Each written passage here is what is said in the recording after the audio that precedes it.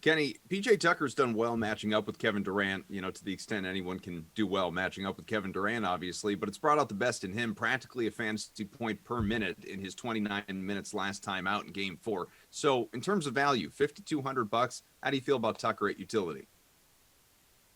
I don't like it that much. I don't like it as much as some of the other guys, and I'm looking right at Joe Harris at $8,400. I know that $5,500 is obviously cheaper, but Joe Harris, to me, is going to get involved in this game for the Brooklyn Nets. You mentioned it, Koff, at the top, that this could be a monster night for the Brooklyn Nets.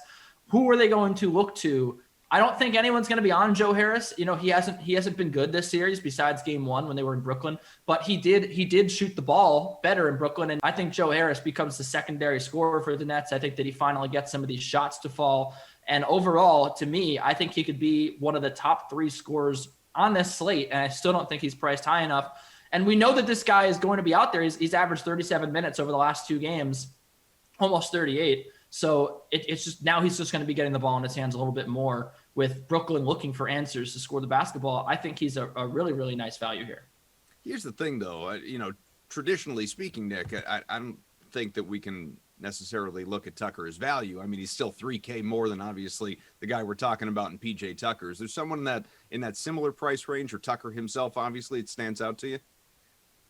I'm with Kenny on Tucker. I think there might be a knee-jerk reaction to how well he played in game 4, hitting 3 3-pointers, could have had more. I mean, all 6 of his looks from 3 were virtually wide open in the corner. But man, if you look at his game logs, like that was his highest scoring game since mid-January, back when he was a member of the Houston Rockets. That was his first double-digit scoring game since joining the Milwaukee Bucks, his first double-digit scoring game since before the All-Star break. So, I mean, that was the anomaly of all anomalies. I expect him to continue to play big minutes for this team, but you really can't depend on PJ Tucker to give you, more than 1 or 2 3-pointers in any given night.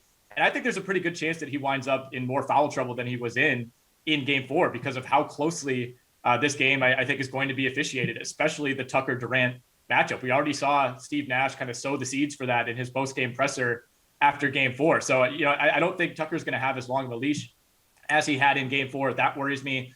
I would rather roster, some of the Nets role players who by default are going to have to step up. It's really hard to get excited about a guy like Jeff Green or Mike James, who was absolutely horrible in game 4. But, one of the key things when you talk about missing Kyrie Irving and James Harden, it's not only that you're missing those guys, it's who's replacing them. And again, you really don't feel great about throwing Mike James out there for 25 to 30 minutes a night. But what are the other options at this point? Are you going to turn to Tyler Johnson? Are you going to give Landry Shamet 25 plus minutes? Do you go to Chris Chiozza? Like when you kind of front load your team with 3 superstars, you run out of depth really quickly.